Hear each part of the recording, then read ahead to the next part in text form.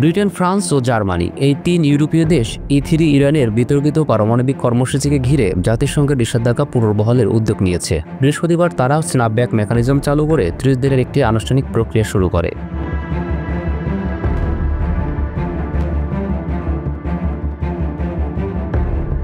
এই পদক্ষেপ ইরানের কড়া প্রতিক্রিয়ার জন্ম দিয়েছে। তেহরানের এক শীর্ষ কর্মকর্তা একে অবৈধ ও কূটনীতি বিরোধী বলে মন্তব্য করেন। তার ভাষায় এটি চাপ প্রয়োগের অংশ, কিন্তু ইরান কোনো চাপের কাছে নত হবে না। ইউরোপের সঙ্গে আলোচনার পথ যদিও খোলা থাকবে।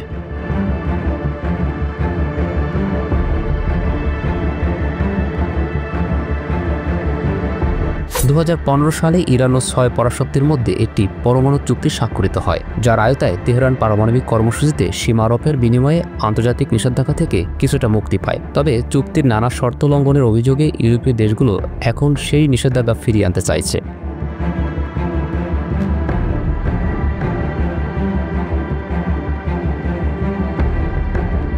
E3 জানিয়েছে তারা আশঙ্কা করছে যে যদি এখন কোনো পদক্ষেপ না নেওয়া হয় তাহলে অক্টোবরের পর নিষেধাজ্ঞা পুনর্বহালের আইনি সুযোগ হারিয়ে যাবে।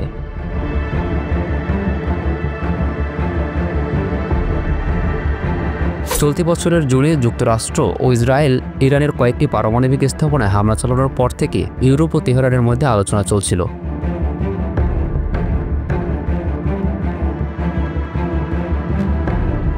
তবে সম্প্রতি জেনেভায় অনুষ্ঠিত বৈঠকে তেহরানের পক্ষ থেকে কোনো ইতিবাচক অগ্রগতি না দেখা যাওয়ায় E3 এ সিদ্ধান্ত নেয়।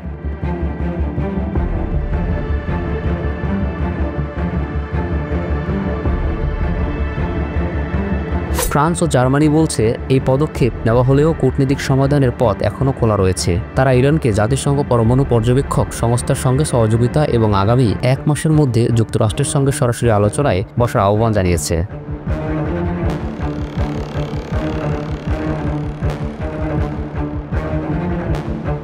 যুক্তরাষ্ট্র E3 এর সিদ্ধান্তকে স্বাগত জানিয়েছে। পররাষ্ট্রমন্ত্রী মার্কো রুবিও বলেছেন, পারমাণবিক সংকটের শান্তিপূর্ণ সমাধানে আমরা আলোচনার জন্য প্রস্তুত। তবে ইরান জানিয়েছে তারা কেবল তখনই আলোচনায় বসবে যদি যুক্তরাষ্ট্র সামরিক হামলা না চালানোর নিশ্চয়তা দেয়।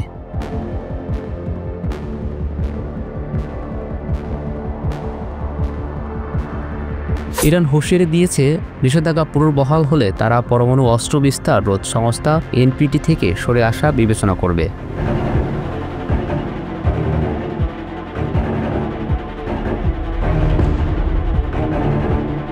ইসরায়েল এই সিদ্ধান্তকে সময়োচিত ও প্রয়োজনীয় বলে আখ্যা দিয়েছে এবং বলেছে এটি ইরানের পারমাণবিক উচ্চাকাঙ্ক্ষা রুখতে একটি গুরুত্বপূর্ণ কূটনৈতিক পদক্ষেপ।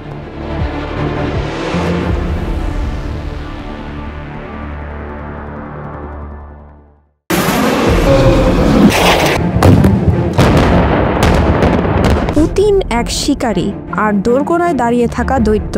সম্প্রতি এক টেলিভিশন সাক্ষাৎকারে রুশ প্রেসিডেন্ট পুতিনকে নিয়ে ফরাসি প্রেসিডেন্টের এমন মন্তব্যের পর কড়া জবাব আসে মস্কো থেকে। এই মন্তব্যকে কেন্দ্র করে মস্কো থেকে এলো ভয়ঙ্কর হুমকি। রাশিয়া আবারও প্যারিসে প্রবেশ করবে বলে হুমকি দিয়েছেন পুতিনের ঘনিষ্ঠ সহযোগী ও রাশিয়ার রাষ্ট্রীয় প্রচারণার প্রধান কণ্ঠস্বর ভ্লাদিমির সলভিয়ভ। সলভিয়ভ তার বক্তব্যে বলেন, নেটো আমাদের সীমান্তে ঘাঁটি বানাচ্ছে, সৈন্য পাঠানোর হুমকি দিচ্ছে। তাই আমরা যদি শজেলিজে যাই তাতে অবাক হওয়ার কিছু নেই। তখন ম্যাখো নিজেই রুশ অফিসারের বুট পালিশ করবে। তিনি 2021 সালে রাশিয়ার দেওয়া সতর্কবার্তার কথাও স্মরণ করিয়ে দেন, যেখানে মস্কো বলেছিল ইউক্রেন হয়ে নেটো অবকাঠামো সীমান্তে আনা মেনে নেওয়া হবে না। এমন হুমকির আড়ালে রাশিয়া আবারও ইতিহাস টেনে আনছে। শেষবার 1814 সালে নেপোলিয়নিক যুদ্ধ শেষে রুশ সৈন্যরা প্যারিসে প্রবেশ করেছিল। এমনকি ফরাসি বিস্র শব্দের জন্মও সেই সময় রুশ সৈন্যদের মুখের বিশ্রী শব্দ থেকে এসেছে বলে দাবি রুশদের। ইতিহাসকে প্রতীকীভাবে ব্যবহার করে পশ্চিমাদের মনে ভয় ঢোকাতে চাইছে মস্কো। এই কথার লড়াইয়ের মধ্যেই কিয়েভে ভয়াবহ রুশ হামলা চালানো হয়েছে। ড্রোন ও ক্ষেপণাস্ত্র হামলায় ব্রিটিশ কাউন্সিল ও ইউরোপীয় ইউনিয়নের সাংস্কৃতিক কেন্দ্র ধ্বংস হয়। প্রাণ হারায় 15 জন, যাদের মধ্যে ছিল 4 শিশু। যুক্তরাজ্যের প্রধানমন্ত্রী কেয়ার স্টারমার ক্ষোভ প্রকাশ করে বলেন, পুতিন শান্তির সম্ভাবনা ধ্বংস করছেন। ফরাসি প্রেসিডেন্ট ম্যাখো টুইট করেন, এক রাতে 629টি ক্ষেপণাস্ত্র ও ড্রোন হামলা, এটাই রাশিয়ার শান্তির সংজ্ঞা, সন্ত্রাস আর বর্বরতা। পরিস্থিতিকে আরও জটিল করেছে মার্কিন প্রেসিডেন্ট ডোনাল্ড ট্রাম্পের সাম্প্রতিক আলাস্কা বৈঠক। সেখানে পুতিনের সঙ্গে তার দীর্ঘ আলোচনার পর নেটো মিত্ররা শঙ্কিত হয়ে পড়েছে। বিশেষ করে ফ্রান্স, যুক্তরাজ্য ও এস্তোনিয়া ইঙ্গিত দিয়েছে তারা ইউক্রেনের শক্তিরক্ষা বাহিনী পাঠাতে প্রস্তুত। রাশিয়া এই প্রস্তাবকে সরাসরি প্রত্যাখ্যান করেছে। ফ্রান্সের জনগণের একাংশ ম্যাখোর অবস্থানকে সমর্থন করছে, তবে সমালোচকরা বলছেন এভাবে রাশিয়াকে উস্কানি দেওয়া বিপজ্জনক। ইউরোপীয় ইউনিয়নের মধ্যেও বিভাজন বাড়ছে। জার্মানি সতর্ক কূটনীতিতে জোর দিচ্ছে, আর পোল্যান্ড, এস্তোনিয়ার মতো দেশগুলো বলছে এখনই রাশিয়ার বিরুদ্ধে কঠোর হতে হবে। বিশ্লেষকরা বলছেন এই মুহূর্তে রাশিয়ার হুমকি সরাসরি সামরিক পরিকল্পনা নয়, বরং কূটনৈতিক ও মনস্তাত্ত্বিক যুদ্ধ। প্যারিসে মিছিলের হুমকি মূলত পশ্চিমা জনমত ভীত করার চেষ্টা। তবে ইউক্রেন যুদ্ধ দীর্ঘ হলে এবং ন্যাটো আরও সক্রিয়ভাবে প্রবেশ করলে ইউরোপে সংঘাত ছড়িয়ে পড়ার ঝুঁকি অস্বীকার করা যাচ্ছে না। প্রশ্ন এখন, ম্যাখোর এই অবস্থান ফ্রান্সকে কি নিরাপত্তা দেবে, নাকি রাশিয়ার নিশানায় আরও সরাসরি ঠেলে দেবে?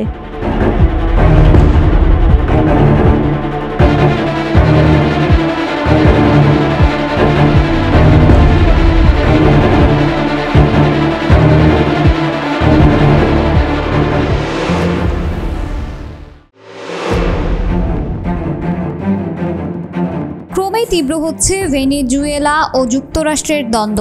লাতিন আমেরিকা ও ক্যারিবীয় অঞ্চলে মার্কিন নৌবহর পাঠানোর পর পাল্টা জবাব হিসেবে ব্যাপক সামরিক মহড়া আয়োজন করেছে ভেনেজুয়েলা। প্রেসিডেন্ট নিকোলাস মাদুরো সরাসরি অভিযোগ করেছেন তাদের দেশের তেল ও প্রাকৃতিক সম্পদের দিকেই নজর ওয়াশিংটনের। তিনি বলেছেন, যুক্তরাষ্ট্র সামরিক উত্তেজনা ছড়িয়ে লাতিন আমেরিকায় নতুন উপনিবেশ স্থাপন করতে চায়। অন্যদিকে সার্বভৌমত্ব লঙ্ঘনের অভিযোগে জাতিসংঘে চিঠি দিয়েছে কারাকাস। ভেনেজুয়েলার উপকূল ঘেঁষেই দৃশ্যমান মার্কিন নৌবহর। সেই হুমকির জবাবেই সামরিক শক্তি প্রদর্শনে মহড়া চালায় ভেনেজুয়েলা। এই মহড়ার নেতৃত্ব দেন খোদ প্রেসিডেন্ট নিকোলাস মাদুরো। অংশ নেন স্পেশাল রেভলিউশনারি অপারেশনস বাহিনীর কয়েক হাজার সদস্য। পাহাড়ি অঞ্চলে বিশেষ পোশাকে সেনারা নানা সামরিক কসরত প্রদর্শন করেন। চোখ জুড়ানো প্যারেড, আধুনিক অস্ত্রশস্ত্র হাতে, লাইভ ফায়ারিং, সবই যেন এক প্রতীকী বার্তা। আমেরিকাকে সরাসরি চ্যালেঞ্জ ছুড়ে দেওয়া। সামরিক মহড়ার মঞ্চে দাঁড়িয়েই যুক্তরাষ্ট্রের বিরুদ্ধে করা অভিযোগ তোলেন নিকোলাস মাদুরো। তিনি বলেন, সাম্রাজ্যবাদী গ্রিঙ্গোরা কি চায়? আমাদের সম্পদ দখল করতে চায়, উপনিবেশ স্থাপন করতে চায়, আর ভেনেজুয়েলাকে টুকরো টুকরো করে দিতে চায়। একটানা হুমকি, মনস্তাত্ত্বিক যুদ্ধ আর অবরোধের পরও আমি বলতে পারি ভেনেজুয়েলা আজ আগের চেয়ে শক্তিশালী। শান্তি, সার্বভৌমত্ব ও আঞ্চলিক অখণ্ডতা রক্ষায় আমরা আরও প্রস্তুত। মাদুরোর বক্তব্য স্পষ্ট, যুক্তরাষ্ট্রের প্রতিটি পদক্ষেপকে তারা কেবল উস্কানি নয়, বরং দেশের সার্বভৌমত্বের জন্য সরাসরি হুমকি হিসেবেই দেখছে। চলতি সপ্তাহেই আরও একটি সামরিক মহড়ার ঘোষণা দিয়েছে মাদুরো প্রশাসন। অংশ নেবে নৌবাহিনী ও মিলিশিয়া বাহিনী।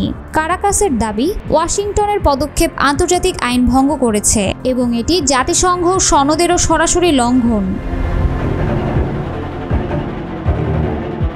ওয়াশিংটনের বিরুদ্ধে আনুষ্ঠানিক অভিযোগ জানিয়ে জাতিসংঘ মহাসচিব অ্যান্তনিও গুতেরেসকে একটি চিঠি পাঠিয়েছে ভেনেজুয়েলা।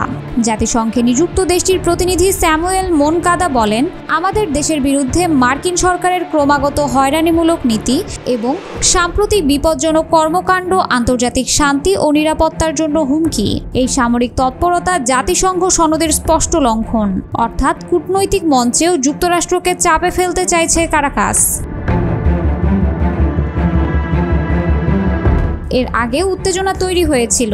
মাদক বিস্তার রোধের অজুহাতে ভেনেজুয়েলা উপকূলে 3টি ডেস্ট্রয়ার পারমাণবিক সক্ষমতা সম্পন্ন একটি অ্যাটাক সাবমেরিন এবং ৪,৫০০ নৌসেনা পাঠিয়েছিল যুক্তরাষ্ট্র। পাল্টা জবাবে ভেনেজুয়েলাও সারা দেশে মিলিশিয়া মোতায়েন করে এবং যুদ্ধজাহাজ নামায় তাদের জলসীমায়। অর্থাৎ উভয় পক্ষই শক্তি প্রদর্শনের মাধ্যমে নিজেদের অবস্থান স্পষ্ট করেছে। প্রসঙ্গত, মার্কিন প্রশাসন এখনও নিকোলাস মাদুরোকে বৈধ প্রেসিডেন্ট হিসেবে স্বীকৃতি দেয় না, বরং ওয়াশিংটনের অভিযোগ মাদুরোর সঙ্গে লাতিন আমেরিকার মাদক চক্র ও অপরাধী গোষ্ঠীর সরাসরি যোগসাজশ রয়েছে। এই অভিযোগ ঘিরেই যুক্তরাষ্ট্র দেশটির ওপর দীর্ঘদিন ধরে অর্থনৈতিক অবরোধ বজায় রেখেছে। ভেনেজুয়েলা ও যুক্তরাষ্ট্রের দ্বন্দ্ব মূলত অর্থনৈতিক ও ভূরাজনৈতিক স্বার্থকে কেন্দ্র করে। বিশ্বের অন্যতম তেল সমৃদ্ধ দেশ ভেনেজুয়েলাকে ঘিরেই আমেরিকার আগ্রহ দিন দিন বাড়ছে। অন্যদিকে ওয়াশিংটনের প্রতিটি পদক্ষেপকে দেশটির জনগণ নিজেদের অস্তিত্বের হুমকি মনে করছে। এখন প্রশ্ন হলো, এই উত্তেজনা কি শুধু শক্তি প্রদর্শনেই সীমাবদ্ধ থাকবে, নাকি লাতিন আমেরিকার মাটিতে বড় কোনো সংঘাতের সূচনা ঘটাবে?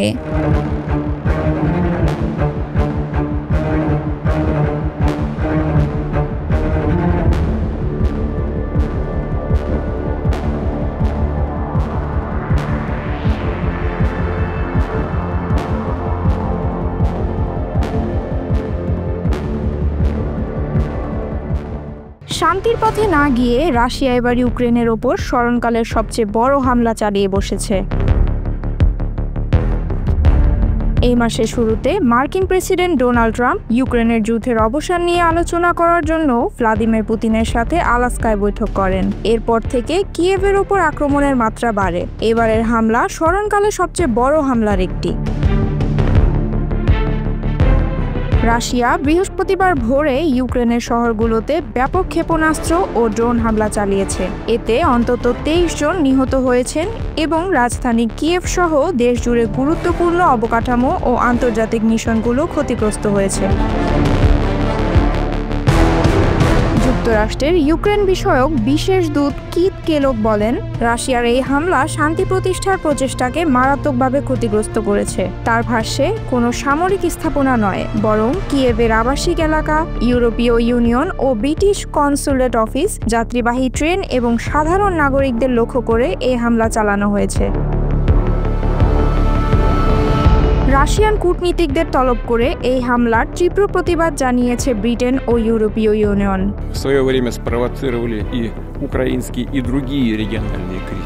যদিও ইউরোপীয় ইউনিয়ন ও ব্রিটিশ মিশনে কোনো হতাহতের খবর পাওয়া যায়নি। প্রেসিডেন্ট ভ্লাদিমির জেলেনস্কি জানিয়েছেন যে হামলায় একটি তুর্কি বেসরকারি প্রতিষ্ঠান এবং আজারবাইজানের দূতাবাসও ক্ষতিগ্রস্ত হয়েছে।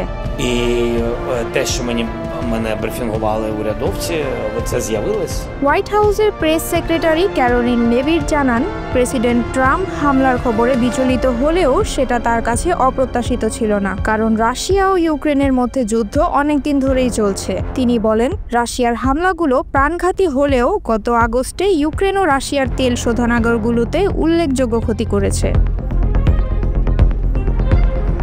লেভিট বলেন, সম্ভবত যুদ্ধের দুই পক্ষই এখনও তা শেষ করতে প্রস্তুত নয়। মার্কিন প্রেসিডেন্ট যুদ্ধের অবসান চান, তবে এর জন্য দুই দেশের নেতৃত্বের সত্যিকারের আগ্রহ ও কার্যকর উদ্যোগই সবচেয়ে বেশি জরুরি।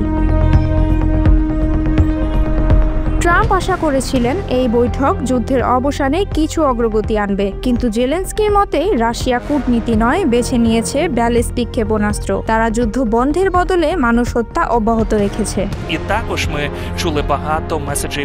রাশিয়ার প্রতিরক্ষা মন্ত্রণালয় দাবি করেছে তারা ইউক্রেনের সামরিক শিল্প কারখানা ও বিমান ঘাঁটিতে হামলা চালিয়েছে, তবে মস্কো বরাবরের মতো বলেছে তারা বেসামরিক স্থাপনা লক্ষ্য করেনি।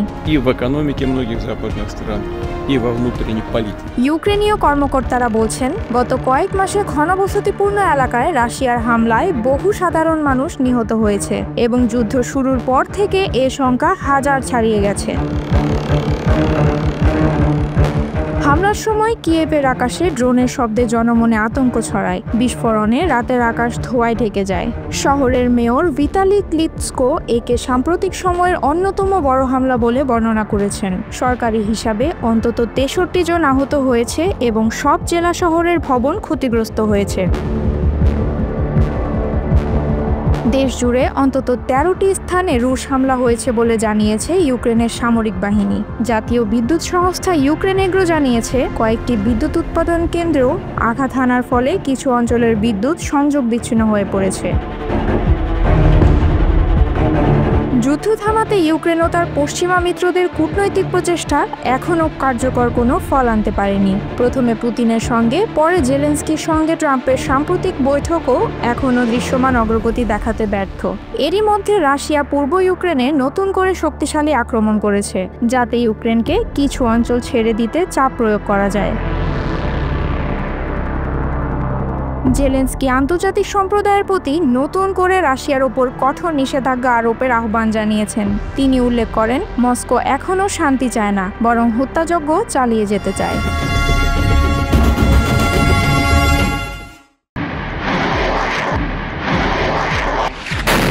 পারমাণবিক শক্তির দুই দানব চীন আর রাশিয়া, তাদের বন্ধুত্বে এখন নতুন মাত্রা যোগ হয়েছে। এদিকে এই দুই পরাশক্তিকে কেন্দ্র করে নতুন এক প্রস্তাব নিয়ে হাজির হয়েছিলেন মার্কিন প্রেসিডেন্ট ডোনাল্ড ট্রাম্প। কিন্তু পুতিন ও জিনপিংকে নিয়ে বজ্র আটুনি ফোসকাগেরো বানাতে গিয়েই উল্টো বেকায়দায় পড়লেন ট্রাম্প। শুধু প্রত্যাখ্যানই নয়, বেইজিং চোখে আঙ্গুল দিয়ে দেখিয়ে দিল পরমাণু অস্ত্র ভাণ্ডারের পার্থক্য কতটা বিশাল। ফলে ট্রাম্পের প্রস্তাব এখন অনেকটাই তামাশা ছাড়া কিছু নয়।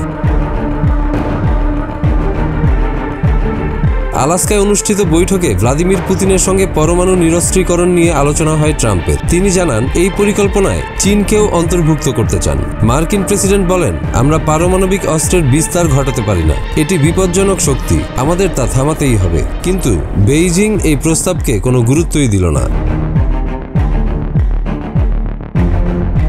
চীনের পররাষ্ট্র মন্ত্রণালয়ের মুখপাত্র গুয়ো জিয়াকুন স্পষ্ট জানিয়ে দেন, ওয়াশিংটনের প্রস্তাব অবাস্তব ও অযৌক্তিক। তিনি আরও বলেন, চীন ও যুক্তরাষ্ট্রের পারমাণবিক সক্ষমতা মোটেও সমপর্যায়ের নয়। আমাদের কৌশলগত নিরাপত্তা পরিস্থিতি সম্পূর্ণ ভিন্ন।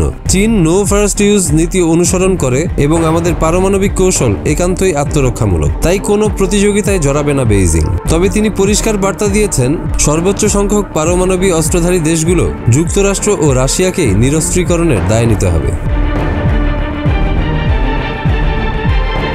অস্ত্র গবেষণা সংস্থা ফেডারেশন অফ আমেরিকান সায়েন্টিস্টের তথ্য অনুযায়ী রাশিয়ার কাছে মোতায়েনকৃত ও মজুদ পরমাণু অস্ত্র প্রায় 4300। যুক্তরাষ্ট্রের হাতে রয়েছে প্রায় 3700, অর্থাৎ বিশ্বের 87% পারমাণবিক ভাণ্ডার নিয়ন্ত্রণ করছে এই দুই দেশ। অন্যদিকে চীনের কাছে রয়েছে 600 পারমাণবিক ওয়ারহেড, যা তাকে তৃতীয় বৃহত্তম পারমাণবিক শক্তি বানিয়েছে।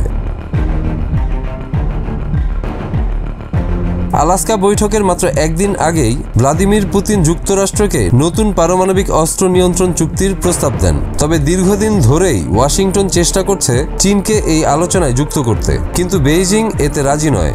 কারণ মার্কিন গোয়েন্দা সংস্থার বার্ষিক মূল্যায়ন বলছে, চীন এখন তার পারমাণবিক সক্ষমতা আধুনিকরণ ও সম্প্রসারণে অটল। চীন রাশিয়ার ঐক্য এখন ওয়াশিংটনের জন্য আন্তর্জাতিক কূটনীতিতে সবচেয়ে বড় মাথাব্যথার নাম। পরমাণু ভাণ্ডারের সংখ্যায় এগিয়ে থেকেও নতুন শক্তি হিসেবে চীনের আগমন ট্রাম্প প্রশাসনের জন্য এক অস্বস্তিকর বাস্তবতা। বিশ্লেষকদের মতে ট্রাম্পের প্রস্তাব চীনকে চাপে ফেলতে ব্যর্থ হয়েছে, বরং উল্টো প্রমাণ করেছে পারমাণবিক খেলায় এখন ওয়াশিংটনের পক্ষে দুই ফ্রন্টে লড়াই করা কঠিন। প্রশ্ন একটাই, এই কূটনৈতিক ঠান্ডা যুদ্ধ কি সরাসরি অস্ত্র প্রতিযোগিতায় গড়াবে, নাকি আলোচনার টেবিলেই সীমাবদ্ধ থাকবে?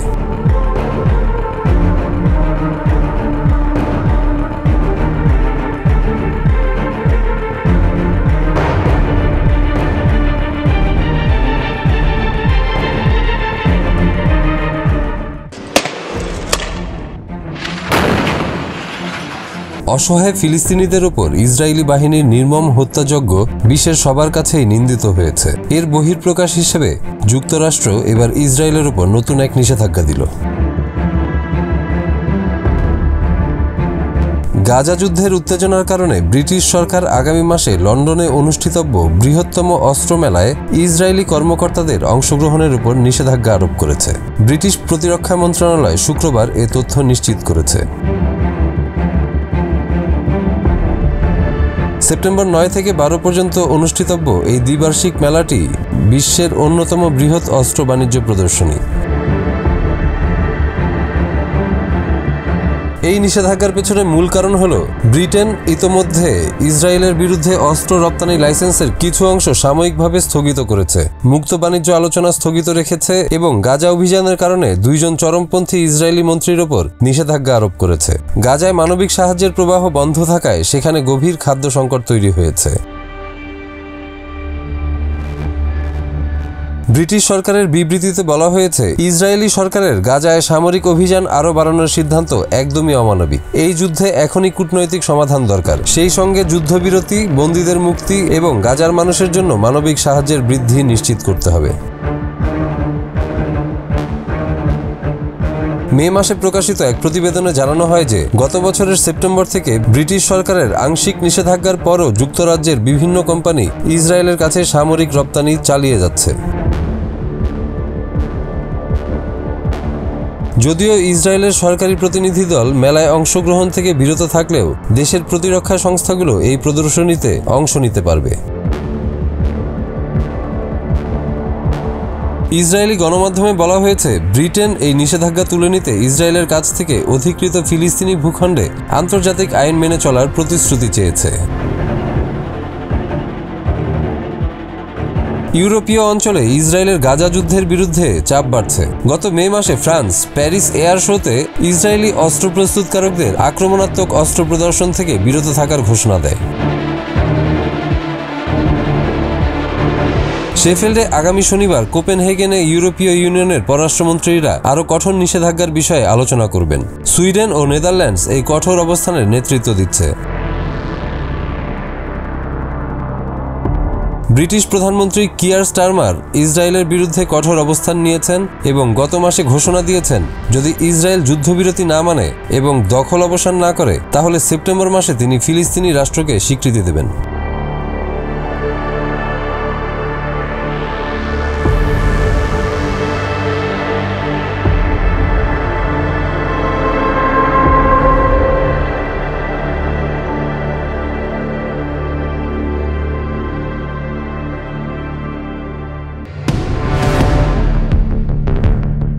বন্ধুত্বের প্রতিদান দিতে ভোলেনি ইরান। ইসরায়েলের সঙ্গে 12 দিনের যুদ্ধে পাশে দাঁড়িয়েছিল ভেনেজুয়েলা। এবার সেই বন্ধু যখন আমেরিকার হুমকির মুখে, তখন পাশে দাঁড়ানোর ঘোষণা দিল তেহরান। সম্ভাব্য সংঘাতে ভেনেজুয়েলা একা নয়, তাদের পাশে দাঁড়াতে প্রস্তুত অন্তত 3 বন্ধু, রাশিয়া, চীন আর ইরান। কারণ এই 4 দেশের অভিন্ন প্রতিদ্বন্দ্বী যুক্তরাষ্ট্র, আর তাদের মধ্যে সবচেয়ে ঘনিষ্ঠ সম্পর্ক এখন গড়ে উঠেছে ইরান ও ভেনেজুয়েলার মধ্যে।